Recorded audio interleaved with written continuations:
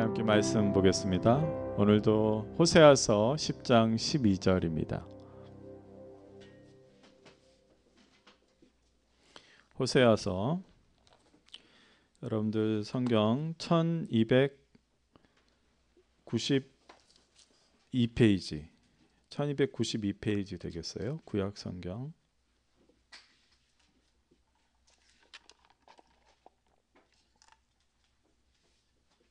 12절인데 12절 13절을 같이 볼까요?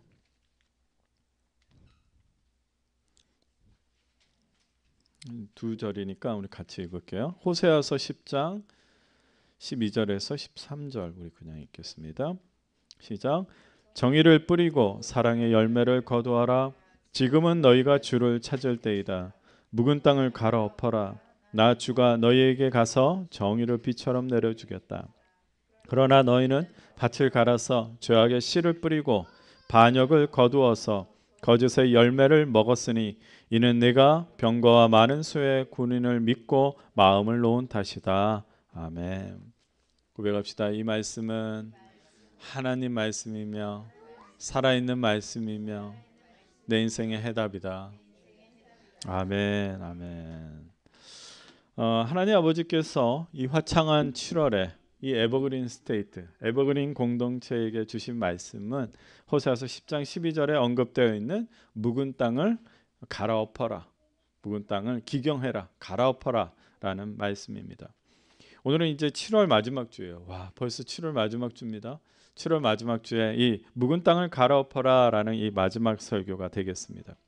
저는 사실 개인적으로 성경 구절을 가지고 뭐 하나의 캠페인이나 또 어떤 이 선동하는 구호로 사용하는 것은 적절하지 않다고 생각합니다. 한 성경 구절을 하나를 이해하려면 저는 앞뒤로 적어도 10개의 구절을 가지고 함께 이해해야 한다 그렇게 생각하는데, 근데 제 이 성경을 해석하는 입장에도 불구하고 제가 우리 이 에버그린 공동체를 이렇게 품고 기도하는데 이 묵은 땅을 갈아엎어라 라는 이 말씀이 뭔가 이게 제 안에 막 큰 울림으로 다가왔습니다.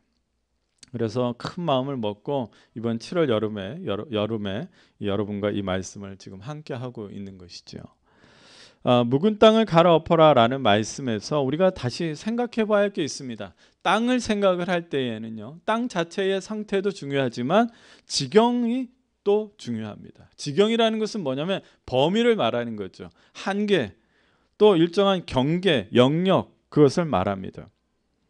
우리는 묵은 땅을 갈아엎고 하나님 아버지께서 원하시는 땅으로 만들어가는 것을 깨달으면서 동시에 우리는 우리에게 허락하신 지경이 뭔지, 범위가 뭔지, 주어진 한계가 무엇인지를 생각해 봐야 합니다.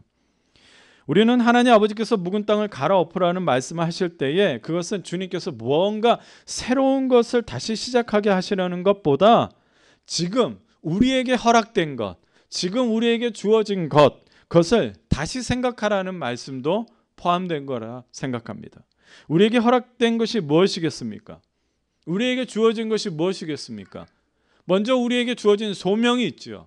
아버지로서의 소명, 어머니로서의 소명, 자녀로서, 성도로서, 또 이렇게 공동체의 교인으로서 그렇게 주어진 소명이, 이미 주어진 소명이 있습니다. 그래서 모두가 그러한 소명을 가지고 있죠. 또 직업을 통한 소명이 주어져 있습니다.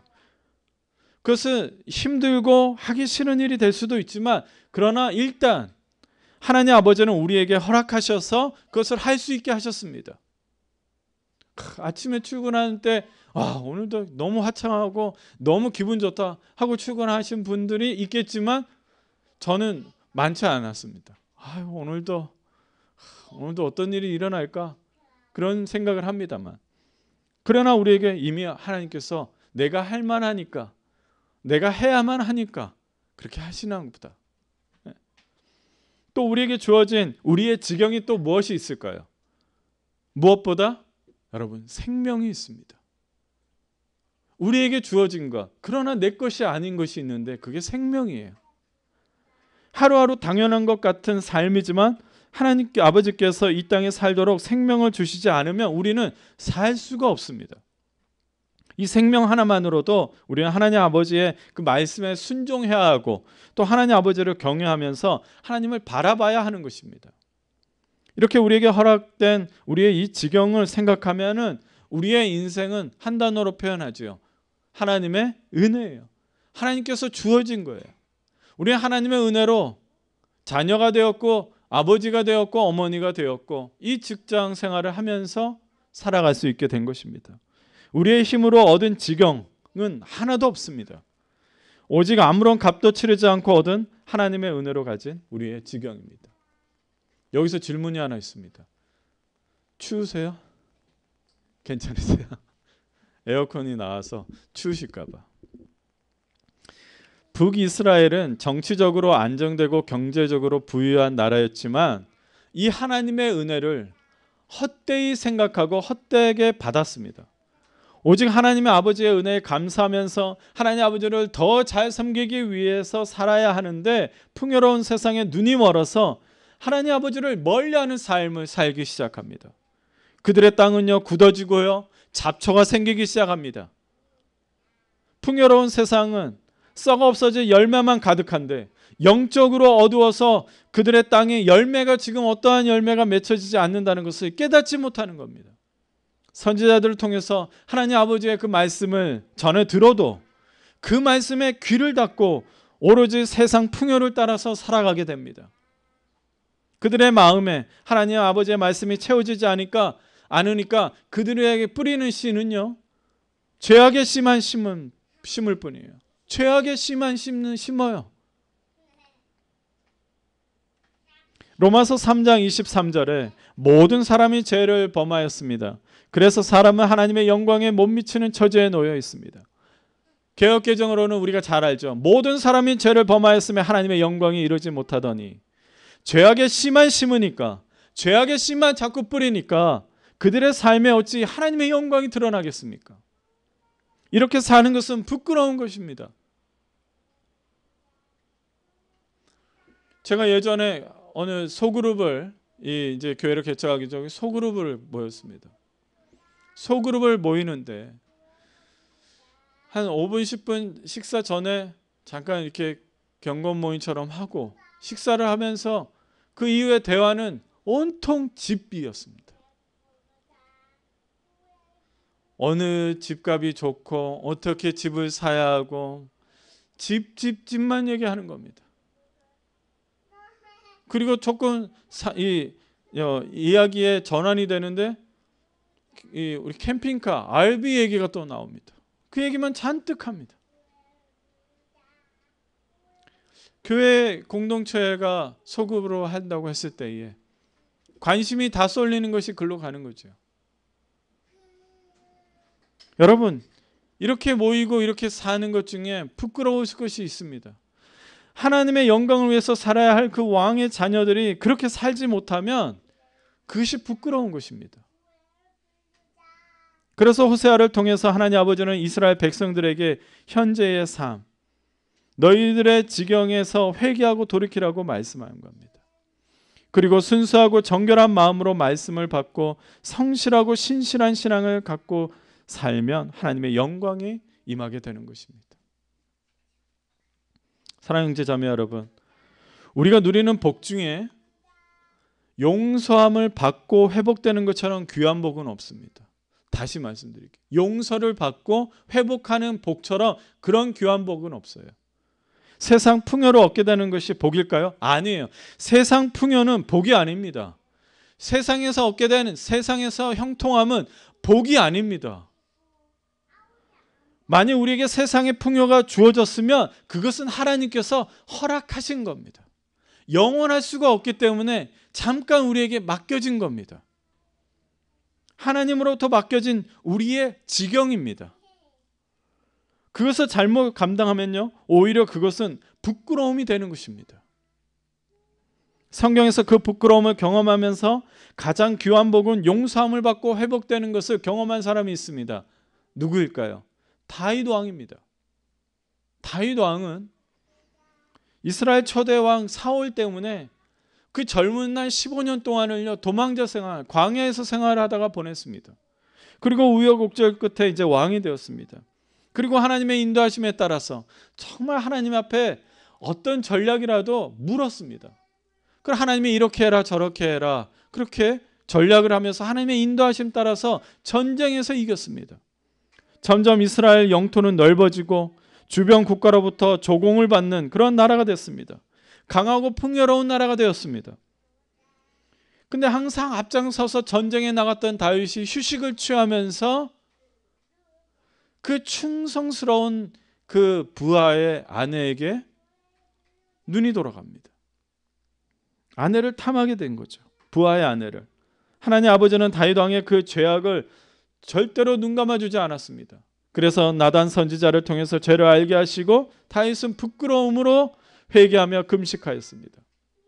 다윗은 간절한 회개를 받으신 하나님 아버지는 다윗을 기뻐하셨고 다윗을 하나님의 마음에 알맞은 사람으로 우리에게 기억되게 하셨습니다. 그러므로 우리 모두 우리에게 이 묵은 땅, 굳어지고 식어진 우리의 마음을 깨닫고 돌이키는 회개의 시간을 놓치지 말아야 합니다. 복을 받고 싶습니까? 회개하십시오. 용서를 받고 회복되어 하나님이 기뻐하는 사람이 되는 그 복을 우리가 먼저 경험해야 합니다. 어떤 분들은 내 기도가 응답되었다. 여러분, 기도의 응답은 그 다음날 남편이 속썩이고 자녀가 속썩이면 싹 사라집니다.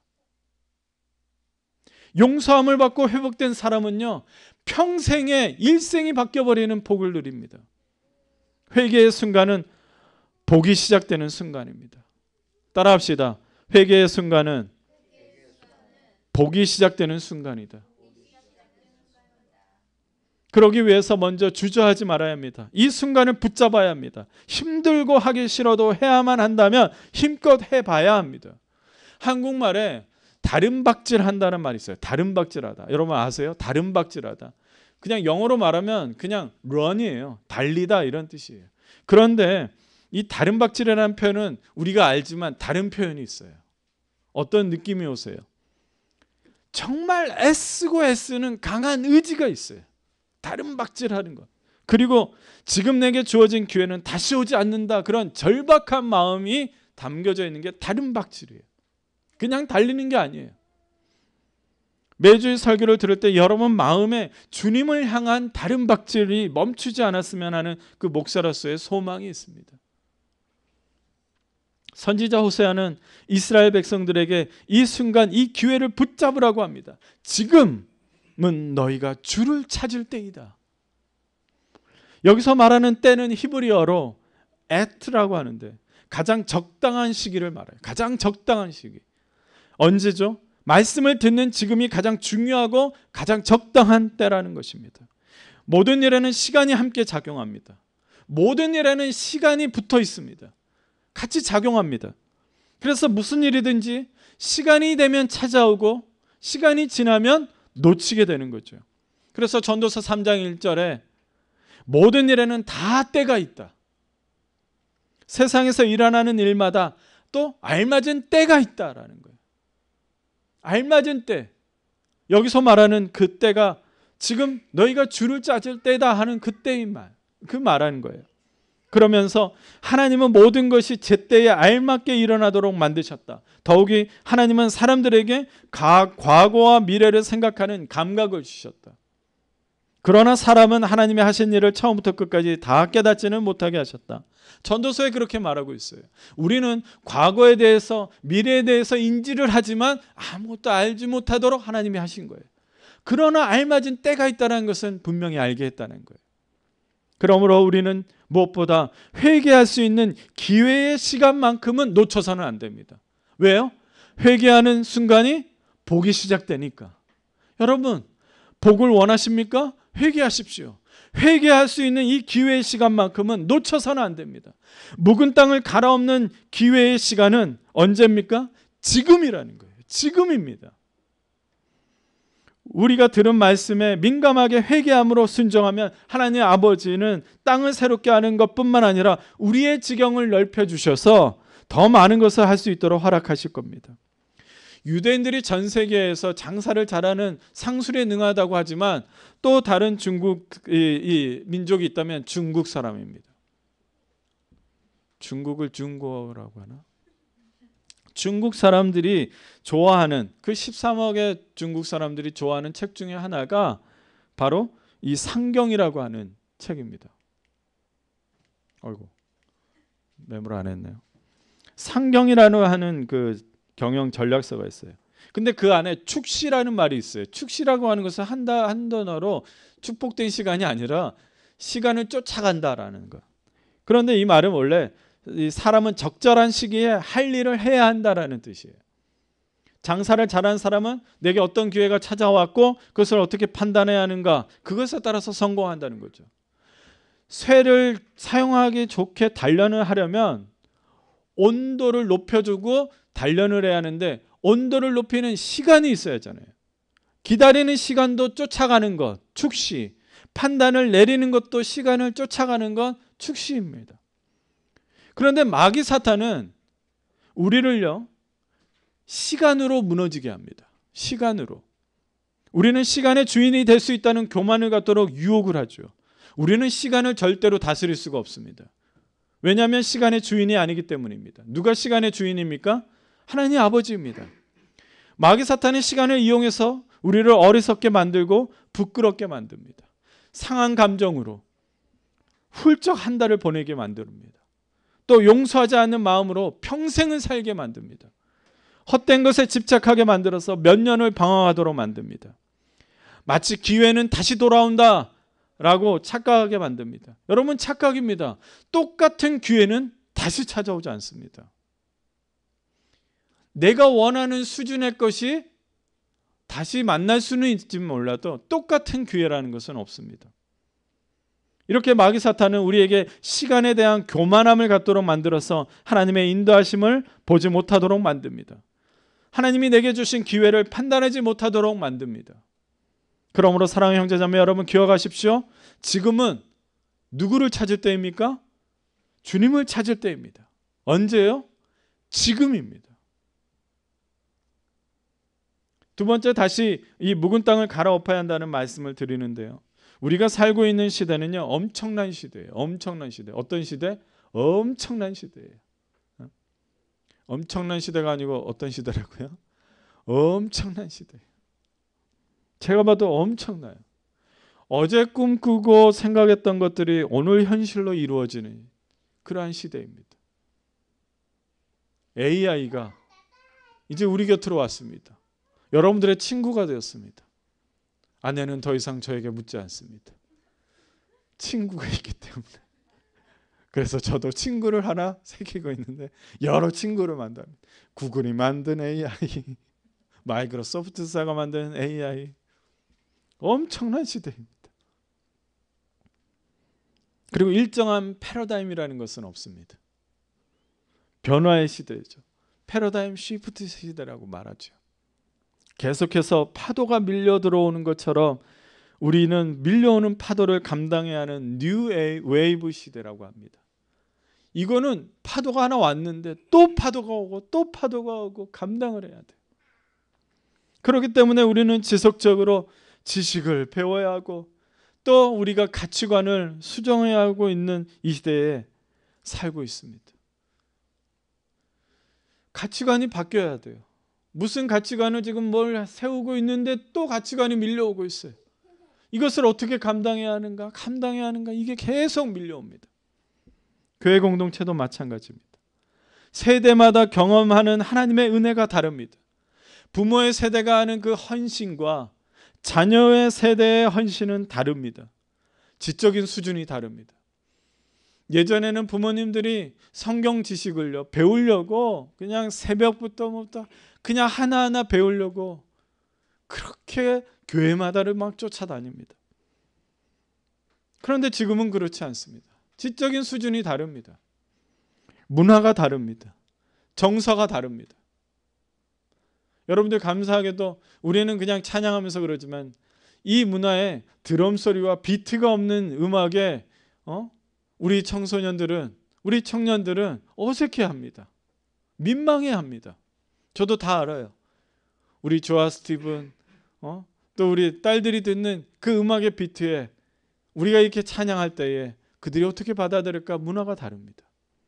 정서가 다르죠. 우리들의 신앙의 수준이나 헌신의 범위가 또 달라지지 않으면 안 되는 시대를 살고 있습니다. 우리가 살고 있는 그 헌신을 우리 세대에게 또 다른 세대에게 원할 수가 없는 세대에 살고 있습니다. 과거에 경험했던 은혜의 모습을 오늘날에도 얽매여서 생각해서는 안 됩니다. 우리 교회는 뜨거워 라고 했을 때 각자의 세대가 다르게 이해합니다. 어느 세대는 뜨거운 교회를 원합니다. 어느 세대는 막 신선하고 매력적인 교회를 원합니다. 어느 세대는 간섭하지 않고 자유롭고 편안한 교회를 원합니다.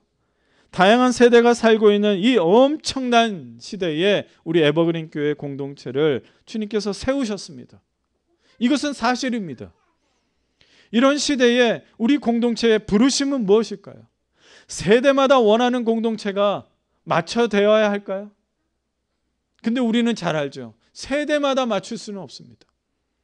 우리 모두는 이미 신앙을 가지고 모였습니다. 이 자리에서 불신자로 시작한 사람 아무도 없습니다. 우리 스티븐 형제도 예수님을 전혀 모르지 않았습니다. 어릴 적에 기독교 학교를 다녔기 때문입니다. 모두 신앙생활을 하다가 우리는 모였습니다. 과거에 은혜도 받았고 뜨겁게 주님을 사랑하면서 헌신했던 기억도 있을 것입니다. 저는 개인적으로 어느 누가 한번 와가지고 목사님, 무슨 교회는 이래야 하지 않을까요? 저래야 하지 않을까요? 우리도 이렇게 해야 하지 않을까요? 자신의 어떤 기준으로 주장하는 분들이 계시지 않아서 저는 개인적으로 감사하게 생각합니다. 우리 하나님은 희망의 하나님입니다. 약속의 하나님이고 말씀의 하나님입니다. 그리고 미래의 하나님입니다. 우리 이것을 믿어야 합니다. 하나님 아버지는 먼저 약속과 말씀의 그 미래를 세우시고 그 미래를 우리를 부르십니다. 예레미야 29장 11절 우리 같이 읽을까요? 시작. 여호와의 말씀이니라. 너희를 향한 나의 생각을 내가 아나니 평안이요 재앙이 아니니라. 너희에게 미래와 희망을 주는 것이니라. 우리를 향한 하나님 아버지의 계획이라고 그랬어요. 생각이라고. 그것은 평안입니다. 평안을 여기서는 우리가 아는 이 정서적인 평안을 말하는 것이 아닙니다. 하나님이 원하시는 평안하라. 그것은 주님의 임재가 있는 평안을 말하는 겁니다. 주님이 부활하시고 제자들 앞에 나타날 때 첫 마디가 샬롬, 내가 평안하기를 원한다 그랬어요. 그것은 뭐냐면 주님이 함께 그 자리에 있다는 것을 말합니다. 그리고 미래와 희망을 주시기 위해서 우리를 부르셨습니다. 우리는 이것을 먼저 믿어야 합니다. 무엇을 해야 할까가 아니라 분명히 우리의 믿음이 발동이 되어야 하는데 우리에게 미래를 주셨다. 희망을 주셨다라는 겁니다. 얼마 전 누군가가 저에게 꼰대 3종 세트를 알려줬어요. 왜냐하면 제가 이제 꼰대가 되지 않기를 바라는 마음으로 해야겠죠. 꼰대는 사전적으로 의미가 이미 나왔어요. 늙은이. 사실은 정확한 게 늙은이인데 이제 우리 세대마다 이게 뭐냐면 이제 기성세대를 말하는 거죠. 이런 꼰대 대표적인 행동 3가지가 있대요. 첫 번째, 자주 말을 하는 게 있는데, 요즘 애들 말이야, 이렇게 시작하면 이제 꼰대의 이제 전형적인 모습이 나온다는 거예요. 그리고 두 번째로는 누가 뭐라고 이제 불평을 하면 불평하지 마라, 감사해라 이러면 되는데, 그래도 옛날에 비하면 말이야, 옛날에 비하면 너희 감사해 이렇게 말하면 꼰대라는 거예요. 또 세 번째, 입만 열면은 다 아는 거죠. 라떼. 라떼는 말이야. 이렇게 말한다는 거예요. 그러니까 꼰대는요. 자기의 그 경험을, 과거의 자기 경험을 근거해서 자기의 권위를 세우려고 하는 사람을 말한대요. 꼰대는 과거에 집착하는 사람을 말한답니다. 사랑하는 에버그린 공동체 여러분. 우리는 먼저 미래를 이야기해야 합니다. 미래를 이야기합니다. 미래를 기대해야 합니다. 미래를 위해 함께 모이기를 즐거워하고 기도해야 합니다. 긍정적인 마음, 긍정적인 심리를 가진 사람은요, 미래에 지향적인 경향이 있습니다. 부정적인 사고방식을 가진 사람은요, 과거에 집착하는 경향이 있다고 합니다. 에버그린 공동체는 이 엄청난 시대에 하나님 아버지께서 주시는 미래와 희망을 받아야 합니다. 말씀하신 이 약속의 말씀을 우리는 받아야 합니다. 너에게 주고자 하는 나의 계획은 평안이다. 너희를 향한 계획은 희망이고 미래를 주는 것이다. 이게 나의 계획이다라는 겁니다. 새로운 공동체를 이루게 하신 하나님 아버지의 계획을 믿어봅시다. 과거를 슬퍼하며 사는 사람이 있습니다. 과거에 사로잡힌 사람들이 있습니다. 과거에 분노와 원한에 갇혀 있는 사람이 있습니다. 마치 뒤돌아 보다가 소금 기둥이 된 롯의 아내처럼 움직이지 못하는 사람들이 있습니다. 세상에 그렇게 과거로부터 구원받지 못한 사람이 있습니다. 과거가 치유되어야만 미래가 열리는 것이 아닙니다. 우리는 과거가 치유되어서 구원받은 자들이 아닙니다. 하나님 아버지는 우리에게 말씀하셨습니다. 너희를 향한 나의 생각은 재앙이 아니라 평안이다. 희망과 미래를 주는 것이 나의 계획이다. 새로운 미래가 과거를 치유하는 것입니다. 하나님의 미래가, 하나님의 희망이 우리를 구원해 내신 겁니다. 하나님의 그 약속이 그 언젠가 분명히 이루어졌는데 그게 바로 우리의 구원인 것입니다. 우리 에버그린 공동체에게 하나님 아버지의 미래가 있고 희망이 있고 평안이 주어질 것입니다. 하나님께서는 우리를 그 계획으로 세우셨기 때문입니다. 우리는 그저 성결교회 이 땅에 하나 세워지는 것이 아니라 분명한 말씀으로 근거해서 세워진 것입니다. 우리가 하나님 아버지의 미래가 될 때에 과거로부터 구원받지 못한 사람들이 죄와 사망에서 구원받게 될 줄로 믿습니다. 이제 마지막으로 우리의 묵은 땅이 갈아엎어진 그 이유에 대해서 말씀하겠습니다. 그리고 마치겠습니다. 농부는 땅을 갈아엎으면서 무슨 생각을 할까요? 계획을 세우겠지요. 잘 갈아엎어지는 그 상태에 따라서, 땅의 그 지경에 따라서 계획을 세우겠지요. 근데 농부의 계획도 중요하죠. 그런데 가장 중요한 것은 뭐냐면 씨가 뿌려져야 돼요. 그렇지 않습니까? 우리가 7월 한 달 동안 묵은 땅을 갈아엎어라 그런 말씀을 들었지만 중요한 것은 갈아엎어진 상태가 아닙니다. 그 갈아엎어진 상태로 하나님 기뻐하시는 것이 아니라 그 갈아엎어진 상태, 그것도 중요하지만 씨가 뿌려져야 합니다. 북이스라엘은 주님의 말씀을 듣고도 무슨 씨앗을 심었다고 그랬어요? 죄악의 씨앗을 심었다고 그랬습니다. 주님은 우리에게 씨앗을 심기를 원하십니다. 우리의 지경이 얼마나 넓은가, 우리 교회는 얼마나 성장할 것인가는 우리의 몫이 아니라 하나님의 은혜입니다. 그리고 하나님이 이미 말씀하셔서 그렇게 되어질 것입니다. 미래는 열릴 것이고 희망이 되어지고 평안이 이루어질 것입니다. 그런데 우리는 씨앗을 심어야 합니다. 먼저 씨앗을 심기 위해서 우리는 무릎을 꿇어야 합니다. 빳빳한 상태로 씨앗을 심을 수 없습니다. 정성을 다하는 농부는 무릎을 꿇고 고개를 숙이고 씨앗을 심습니다. 그런데 자세는 어떤 자세를 가져야 하냐? 저는 여러분들에게 이 말씀을 전하고 싶습니다. 우공이산, 어리석은 영감이 산을 옮긴다 그런 뜻인데요. 이 고사성어에는 끈기와 노력에 대한 이야기가 담겨져 있습니다. 90세가 넘은 우공이라고 하는 노인이 집 앞에 큰 산이 있었습니다. 근데 어디를 가려고 하면 이 산을 자꾸 넘어야 하니까 너무 힘든 거예요. 그래서 마음을 먹었습니다. 무슨 마음이요? 산을 옮겨버려야겠다. 그 마음을 먹었어요. 그래서 산을 이제 파기 시작합니다. 여러분, 이게 가능한 일입니까? 산을 옮긴다는 것이 말이 됩니까? 근데 그때에, 이건 이제 스토리예요. 천사가 나타나서, 사실 이게 동양적이라 산신령이 나타나는 거예요. 그래서 하여튼 산신령이 나타나서 물어봐요. 아이고 우공, 이게 가능한 일인가? 산을 어떻게 옮기는가? 그렇게 산을 파서 옮겨지겠는가? 그만두시오 그랬어요. 그러니까 이 고집세고 우매한 노인이 이렇게 대답을 합니다. 내가 이 산을 파다가 죽으면 내 아들이 산을 파서 또 옮길 것이고 또 그 다음에 아들이 파서 내 손주들이 파서 다 옮길 것이요. 걱정하지 마시오. 그렇게 얘기를 했다는 거예요. 그러니까 이 산신령이 감탄하면서 산을 옮겨줬다라는 거예요. 끈기와 인내에 대한 그러한 이야기입니다. 사랑하는 성도 여러분, 우리의 이 묵은 땅이 갈아엎어지면 씨를 뿌려야 하는데 무릎을 꿇어야 합니다.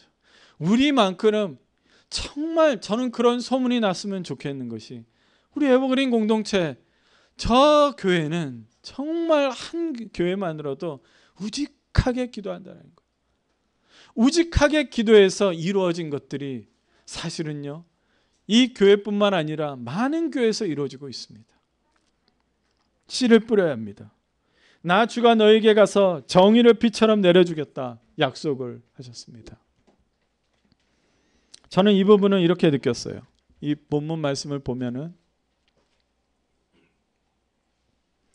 마지막에 12절 끝에 나 주가 너에게 가서 정의를 비처럼 내려주겠다. 여러분, 저는요 이 말씀을 들으면서 어떻게 울림을 받았냐면요, 이 부분은 이렇게 느꼈습니다. 마치 주님께서 축복을 쏟아부어 주시려고 기다리고 있는 듯한 느낌. 그냥 묵은 땅을 갈아엎으려고 곡괭이라도 들기만 하면은 하나님께서 역사하실 것 같은 느낌이 있는 거예요. 그러므로 우리는 지금 당장 주님을 찾아야 하는, 그래서 이 묵은 땅을 갈아엎으기만 하면 하나님께서 다 하실 거라는 그 울림이 있습니다. 여러분, 고백합시다. 같이 읽을까요? 시작. 나의 묵은 땅을 갈아엎고 하나님 아버지께서 주시는 미래와 희망을 갖자. 하나님께서 기다리고 계십니다.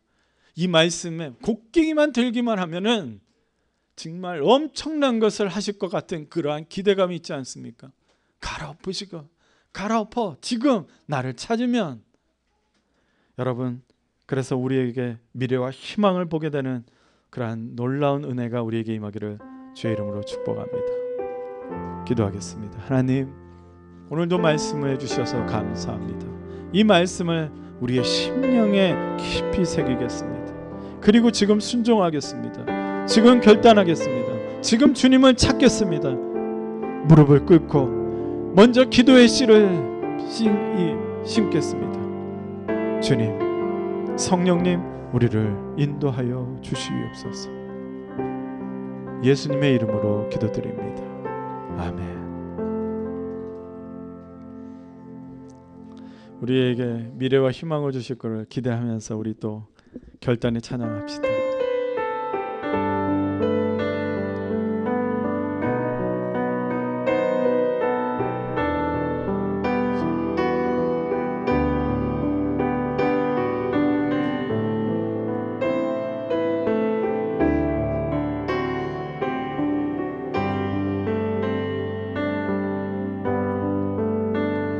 주님이 계신 이곳에 은혜가 넘쳐나기를,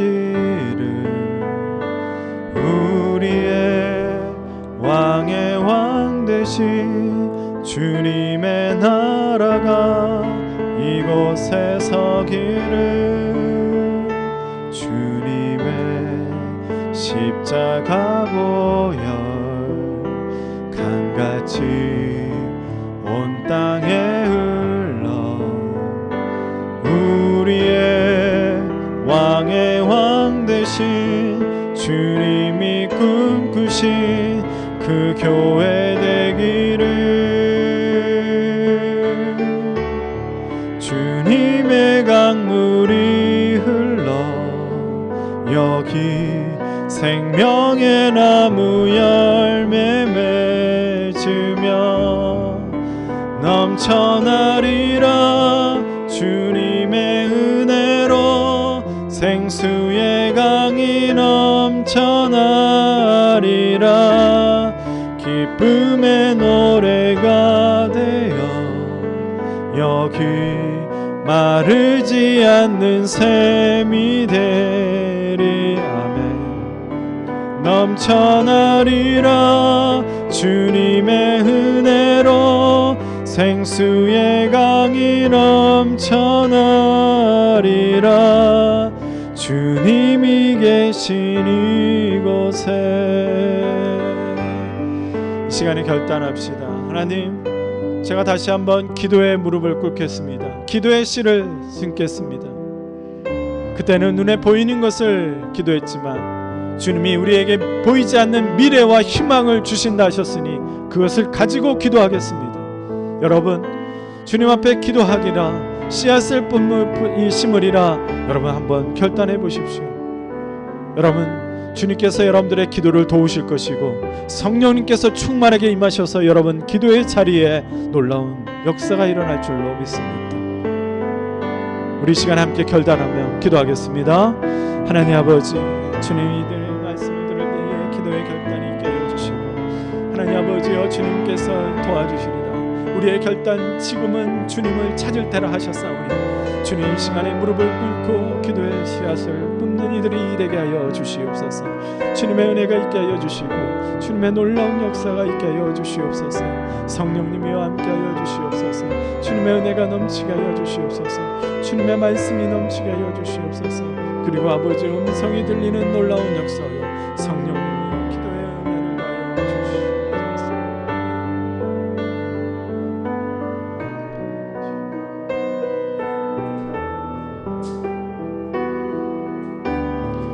사랑이 많으신 하나님, 우리의 결단을 주님 들어주시옵소서.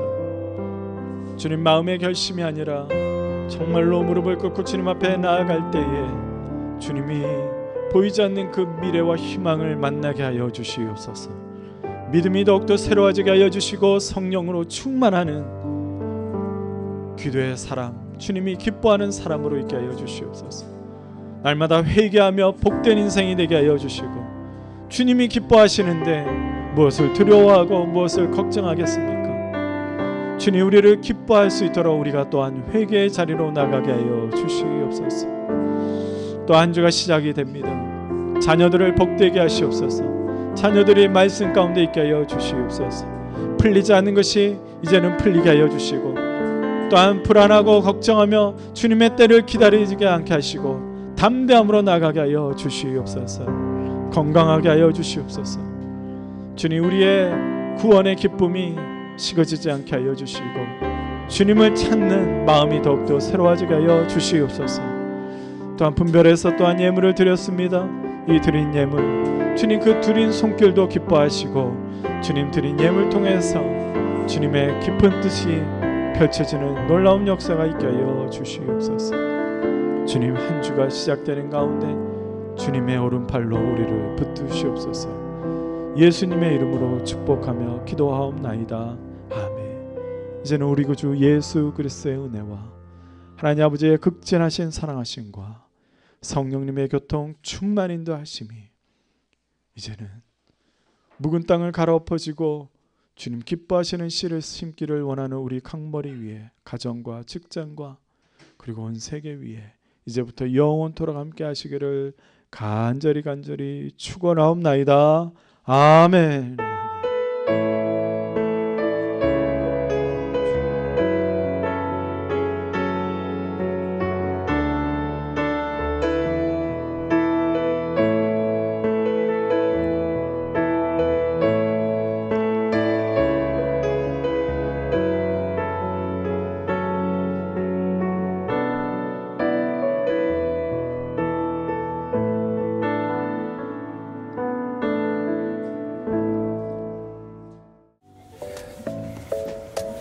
저희들에게 좋은 시간을 주시고 가장 복된 날을 허락하시어서 하나님 뵈 나와 예배하고 주께서 선지자를 통하여 주셨던 귀한 말씀을 당신이 사랑하는 종을 통하여 다시 오늘 우리에게 선포되게 하심에 감사합니다. 우리들이 굳어진 마음들이 무엇인가를 다시 한번 돌아보게 하시고 그 마음을 굳어진 것들을 깨트려버리고 바위처럼 단단하게 굳어있는 고정관념을 깨트려버리고 그리고 새로운 것들이 무엇인지, 그리고 인간이 찾아야 될 진정한 평화와 참된 삶이 무엇인지를 돌아보는 귀한 시간이 되게 해주시어서 오늘의 선지자들이 외치는 그 말이 헛되지 않게 하여 주시옵소서.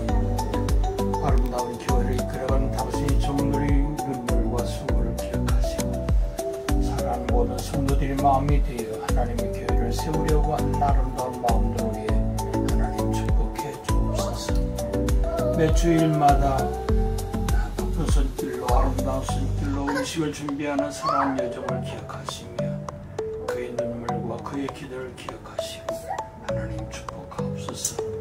우리가 나눌 때 음식만 아니라 그의 마음을 나누게 하시고 사랑하는 모든 성도들이 기도를 나누게 해주시어서 아름다운 축복의 열매가 우리 안에 가득하도록 주님